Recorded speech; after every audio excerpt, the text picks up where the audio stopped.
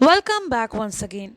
Today we are going to start a new chapter of class 7th English from the book English Weaves, and the chapter name is The Adventure of the Blue Carbuncle.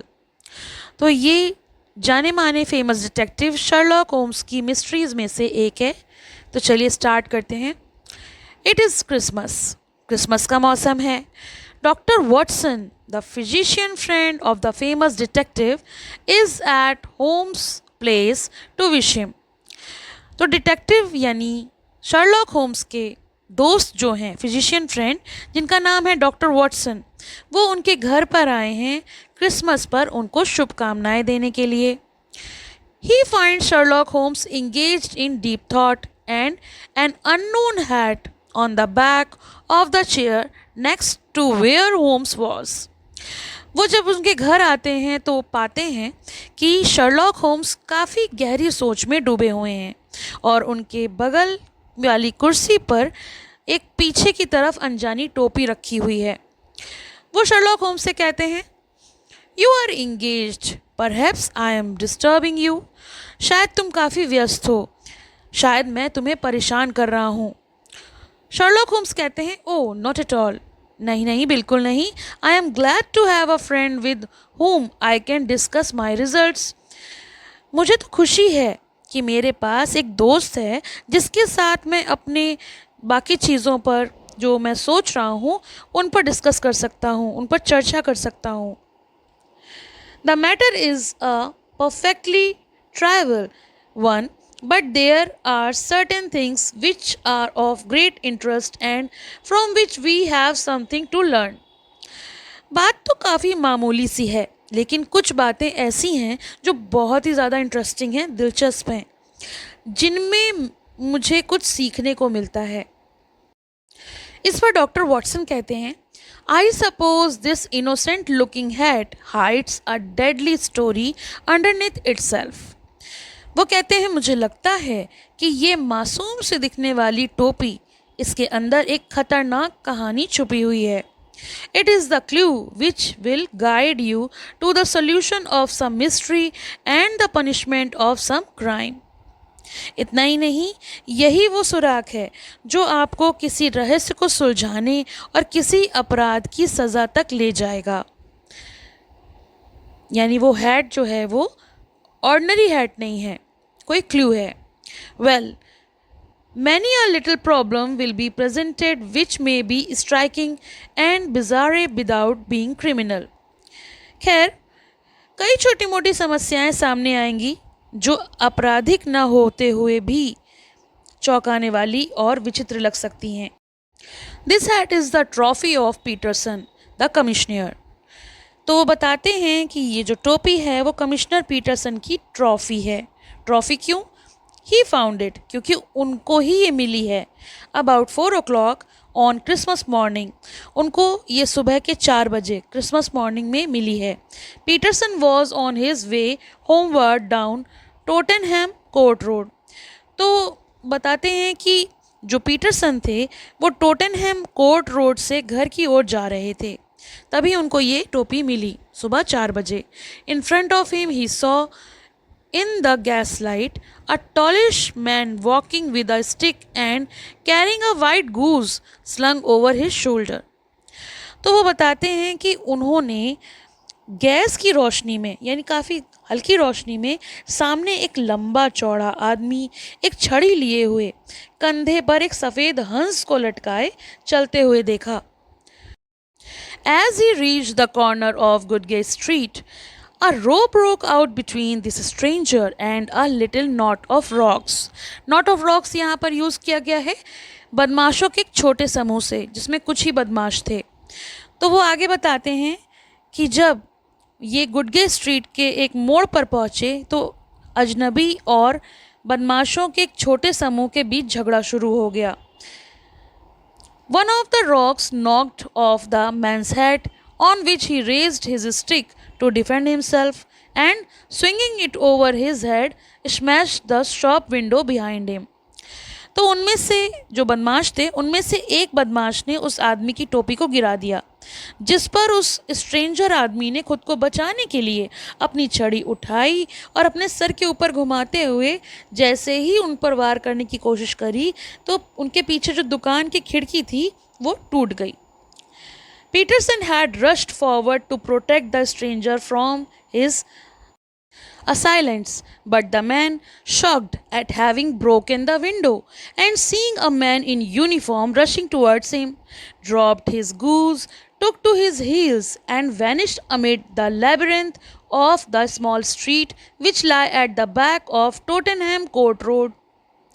Peterson अजनबी को उन हमलावरों से बचाने के लिए आगे बढ़े, लेकिन वो अजनबी जिसने खिड़की को तोड़ दिया था उस सदमे में था।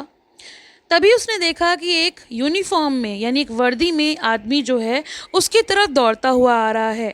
वो डर गया और उसने डर से अपना हंस वहीं छोड़ दिया और भाग गया। टोटनहम कोर्ट रोड के पीछे जो छोटी छोटी गलियां थीं, लेबिरिंथ होता है भूल भुलैया, तो उन छोटी छोटी गलियों की भूल भुलैया में वो गायब हो गया। The rocks also had fled, और जो बदमाश थे वो भी गायब हो गए, वो भी भाग गए थे। The goose and the hat were left behind for Peterson, और अब वहाँ पे क्या बचा था? केवल वो हंस और टोपी पीटरसन के लिए छोड़ दी गई थी या उसे मिल गई थी। So the goose has made its way back to the owner I guess. तो मुझे लगता है कि हंस अपने मालिक के पास वापस आ गया। इस पर होम्स कहते हैं, my dear fellow, there lies the problem. मेरे प्यारे दोस्त, यही समस्या है। It is true that for Mrs Henry Baker was printed upon a small card which was tied to the bird's left leg, and it is also true that the initials HB are legible upon the lining of this hat, but as there are some thousands of bakers and some hundreds of Henry Bakers in this city of ours, it is not easy to restore lost property to any one of them. तो वो कहते हैं कि ये सच है कि Mrs Henry baker के लिए ये लिखा हुआ एक छोटा सा कार्ड जो पक्षी के बाएं पैर में बंधा था, और ये भी सच है कि टोपी के अस्तर पे जो अंदर की लाइनिंग होती है उस पे HB स्पष्ट रूप से दिख रहा था। HB का मतलब हेनरी बेकर। लेकिन चूंकि हमारे शहर में हज़ारों बेकर्स हैं और सैकड़ों हेनरी बेकर्स हैं, इसलिए उनमें से किसी की भी खोई हुई संपत्ति को वापस दिलाना आसान नहीं होगा। So Peterson took the goose home for his Christmas roast, and now we have to determine the identity of the owner from the other clues present in this hat. तो वो कहते हैं कि पीटरसन अपने क्रिसमस रोस्ट के लिए हंस को घर ले गया, और अब हमें इस टोपी में मौजूद अन्य सुरागों से मालिक की पहचान का पता लगाना है। Come here is my lens, आइए ये है मेरे लेंस। लेंस से वो उसको वॉच करते हैं। यू नो माई मैथड, आप तो मेरा तरीका जानते हैं। What can you gather from this about the identity of the owner, इससे आप मालिक की पहचान के बारे में क्या पता लगा सकते हैं? तो वो अपने दोस्त से ये सवाल करते हैं। I can see nothing. इस पर मिस्टर वॉटसन कहते हैं, मैं कुछ भी नहीं देख सकता, मुझे कुछ समझ में नहीं आ रहा। On the contrary Watson, you can see everything. Holmes कहते हैं, इसके विपरीत आप सब कुछ देख सकते हैं, ध्यान दीजिए। You fail however to reason from what you see, हालांकि आप जो देखते हैं उसके आधार पर आप असफल रहते हैं। यानी जब हम कभी कोई चीज़ देखते हैं उसको हम सामने से देखते हैं, लेकिन उसके पीछे छिपी कुछ ऐसी चीज़ें हमें नज़र नहीं आती जिनसे हम बहुत कुछ जान सकते हैं। और यही बात होम्स जो हैं वो वॉटसन को समझाने की कोशिश कर रहे हैं। Then pray tell me what it is that you can infer from this hat. तो वो कहते हैं, अच्छा ठीक है होम्स, तो बताओ मुझे कि आप इस टोपी से क्या निष्कर्ष निकालते हो, मतलब आपको ऐसा क्या दिख रहा है? होम्स कहते हैं, it is a large hat and it must have belong to someone with a biggish skull. तो पहला निष्कर्ष तो ये निकालते हैं कि ये एक बड़ी टोपी है, तो जाहिर सी बात है किसी बड़ी खोपड़ी वाले व्यक्ति की रही होगी। Typical sign of an intellectual. Intellectual मतलब smart. He used to be quite well to do but has now fallen on hard times. तो वो पहले काफ़ी अमीर रहा होगा लेकिन अभी अभी के समय में उसका जो दौर है वो बुरा चल रहा है, यानी इस समय उसका समय खराब चल रहा है. This hat is 3 years old. ऐसा इसलिए कहा जा सकता है क्योंकि ये टोपी 3 साल पुरानी है. It is a hat off the very best quality. और ये जो टोपी है इसकी क्वालिटी बेहतरीन है, काफ़ी अच्छी है. Look at the band of ribbed silk and the excellent lining. उसकी जो अस्तर है और धारीदार रेशमी पट्टियां हैं उसको देखिए, उससे पता चलता है कि वो काफ़ी ज़्यादा कॉस्टली है. लेकिन 3 साल से इस्तेमाल हो रही है, इसका मतलब उसके पास नई खरीदने के लिए पैसे नहीं हैं. जब खरीदा होगा तब वो काफ़ी अमीर रहा होगा. If this man could afford to buy so expensive hat 3 years ago and has had no hat since, then he has surely lost his fortune. इसका मतलब ये होता है कि अगर 3 साल पहले वो इतनी महंगी टोपी खरीद सकता था तो और अब तक वो चला रहा है, तो इस समय उसका किस्मत जो है वो ख़राब चल रही है. इस समय उसके पास इतने पैसे नहीं हैं. Watson is amazed by Holmes analytical skills. अब डॉक्टर वॉटसन जो हैं वो होम्स की इस एनालिटिकल स्किल को देखकर काफ़ी ज़्यादा चकित रह जाते हैं. Holmes goes on explaining. Holmes समझाते हुए आगे कहते हैं, look at the tallow stains. They show that he has no longer has gas light at home. चाय के दागों को देखो, ये दिखाते हैं कि अब इनके घर में गैस लाइट नहीं है. It proves my point that he was well off but has little money now. ये बात ये साबित करती है कि ये पहले तो अमीर थे लेकिन अब इनके पास पैसे कम हैं. He has used ink to cover the damage. इन्होंने उस नुकसान को छुपाने के लिए स्याही का इस्तेमाल किया है. So we must conclude that he might have lost his wealth but not his self-respect. तो हम इस नतीजे पर पहुंच सकते हैं, निष्कर्ष निकाल सकते हैं कि इन्होंने जो दौलत खोई होगी लेकिन अभी भी अपना आत्मसम्मान नहीं खोया है. Yet the hat securer is broken. फिर भी टोपी की सुरक्षा कवच जो है वो टूटा हुआ है, यानी जो लॉक होता है वो टूटा हुआ है. It must indicate that while he does have some self-respect left, he definitely has become too careless to bother about its upkeep. तो इससे ये पता चलता है, ये संकेत मिलता है कि उसके थोड़ा आत्मसम्मान बचा था लेकिन वह उसकी देखभाल की परवाह करने के लिए निश्चित रूप से बहुत ही लापरवाह हो गया. The lens discloses a large number of hair ends, clean cut by the scissor of the barber. और जो टोपी पर लेंस से उन्होंने काफ़ी सारे बाल देखे, उसके कट्स जो थे वो काफ़ी क्लीन कट थे. नाई की कैंची से साफ सुथरे कट लगे हुए थे. They all appear to be adhesive and there is a distinct odor of lime cream. तो वो जो बाल थे वो काफ़ी चिपकने वाले लगते थे और उनमें नींबू क्रीम की अलग सी गंध आ रही थी. This dust, you will observe, is not gritty grey dust of the street but the fluffy brown dust of the house. उसके बाद वो डस्ट देखते हैं. डस्ट यानी जो टोपी पे धूल लगी हुई है. आप देखेंगे कि जो धूल है वो गली की खुरदरी धूसर धूल नहीं बल्कि घर की भुरभुरी भुरभुरी धूल है, यानी ये जो गंदा हुआ है वो घर में हुआ है, बाहर नहीं. So what do we conclude.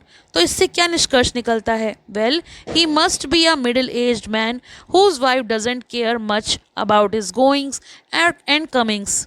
तो ये जो आदमी है ये अधेड़ उम्र का आदमी है जिसकी पत्नी उसके आने जाने का ज़्यादा ख्याल नहीं रखती है, उसके कपड़ों का भी कोई ख़ास ख्याल नहीं रखती है. He goes to a barber for trimming his hair and uses lime cream.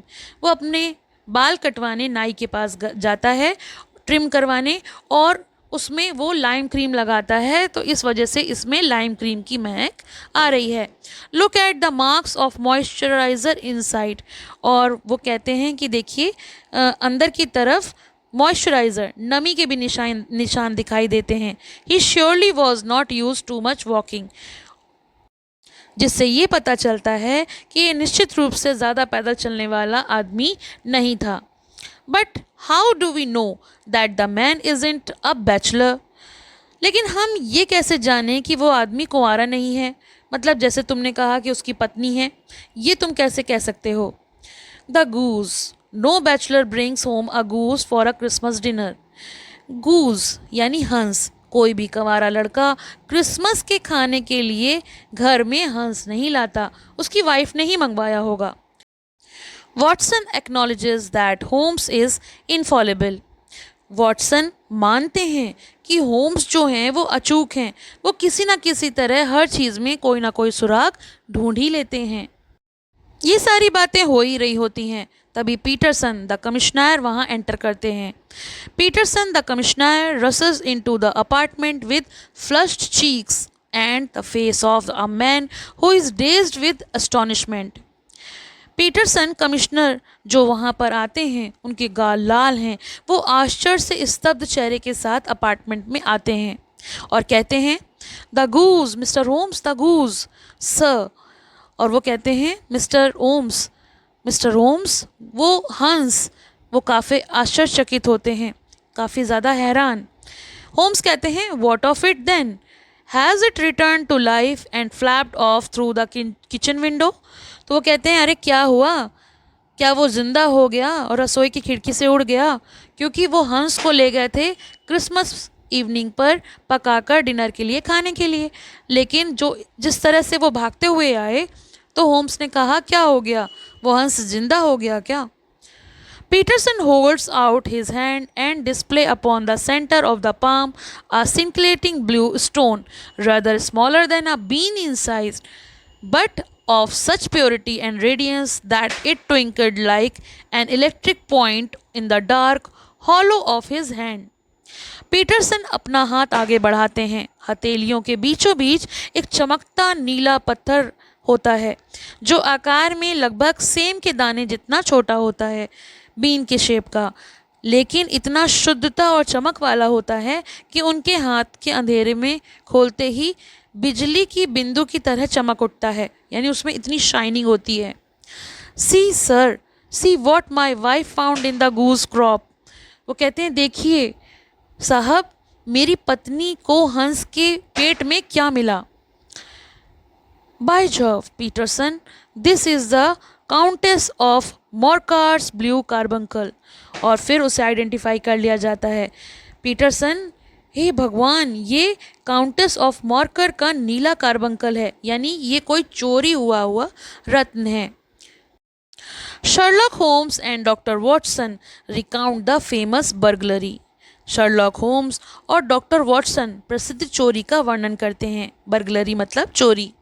It was lost, if I remember right, at the hotel Cosmopolitan. तो डॉक्टर वॉटसन कहते हैं, अगर मुझे ठीक से याद है तो ये होटल कॉस्मोपॉलिटन में खो गया था, चोरी हो गया था। Precisely, let me look through the papers. ठीक है, मुझे कागजात देखने दो, मतलब मुझे चेक करने दो कि जो मैं सोच रहा हूँ ये वही है। और इस तरह से होम्स जो हैं वो न्यूज़पेपर को पढ़ते हैं, होटल कॉस्मोपॉलिटन ज्वेल रॉबरी, और हेडिंग है होटल कॉस्मोपॉलिटन में गहनों की डकैती। Hotel attendant James Ryder told the police that he had shown John Orner, the plumber, up to Countess Morker's dressing room for some plumbing job. तो hotel के जो attendant थे जेम्स राइडर, उसने police को बताया था, बयान दिया था कि उसने प्लम्बर जॉन हॉर्नर को काउंटेस मॉर्कर के ड्रेसिंग रूम में प्लम्बिंग के कुछ काम के लिए बुलाया था। He had remained with Honor some little time, but he had finally been called away. तो वो कुछ समय तक तो उस प्लम्बर के साथ रुका रहा, लेकिन बाद में उसे बुला लिया गया। On returning, he found that Honor had disappeared. और जब वो वापस आया तो उसने देखा कि Honor जो है वो वहाँ से गायब हो गया था।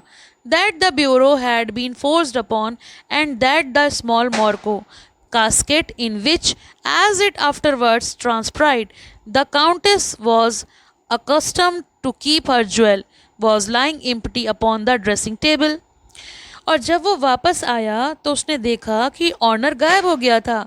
अलमारी को ज़बरदस्ती खोला गया था, मतलब चोरी करने के इरादे से। और वो छोटा सा मोरकोरा का संदूक, जिसमें जैसा कि पता चला काउंटेस ने अपने गहने रखे थे, ड्रेसिंग टेबल पर खाली पड़ा था, यानी उसमें से चोरी ऑलरेडी हो गई थी। Ryder instantly gave the alarm, Ryder ने तुरंत अलार्म बजाया। And Horner was arrested the same evening, और उसी दिन शाम को ऑर्नर को, जॉन ऑर्नर को गिरफ्तार कर लिया गया। But the stone could not be found either upon his person और इन हिज रूम्स, लेकिन वो जो स्टोन चोरी किया गया था, जो कीमती प्रीशियस स्टोन था जिसको चोरी हुई थी, वो उस रात किसी को भी नहीं मिला, उसके कमरे में भी नहीं मिला। Horner, who had been very emotional during the trial, collapsed in the court. Horner, जो मुकदमे के दौरान बहुत भावुक था, अदालत में बेहोश हो गया, क्योंकि उस पर तो चोरी का इल्ज़ाम था। शर्लक होम्स को सारा माजरा समझ में आ जाता है। वो कहते हैं, you see Watson, our little deductions have suddenly assumed a much more important and less innocent aspects. वो कहते हैं, देखो वॉटसन, हमारी छोटी छोटी अटकलें अचानक कहीं ज़्यादा महत्वपूर्ण हो गई हैं। Here is the stone, ये देखिए पत्थर, वो पत्थर जो चोरी हो गया था। The stone came from the goose, ये पत्थर हंस से आया है। And the goose came from Mr Henry Baker's, और ये जो हंस है ये मिस्टर हेनरी बेकर्स की बेकरी से आया है। The gentleman with the bad hat and all the other characteristics with which I have bored you, वही आदमी, वही अजनबी जिसकी घटिया टोपी और बाकी सब खूबियों वाला, जो मतलब इतना इंटेलिजेंट था और मैंने तुम्हें उसकी बातें सुनाकर बोर कर दिया था। So now we must set our self very seriously to finding this gentleman and ascertaining that part he has played is this very mystery. We must advertise in the paper right away. और वो कहते हैं कि अब तो हमें उस सज्जन को ढूंढना ही होगा, इस छोटे से रहस्य में उनकी भूमिका का पता लगाना है और पूरी गंभीरता के साथ जुट जाना है, तभी हमें सुराग मिलेगा, क्लू मिलेगा। हमें तुरंत अखबारों में विज्ञापन दे देना चाहिए उस व्यक्ति को खोजने के लिए। पसंद आया हो तो लाइक करें, शेयर करें और चैनल को सब्सक्राइब करें।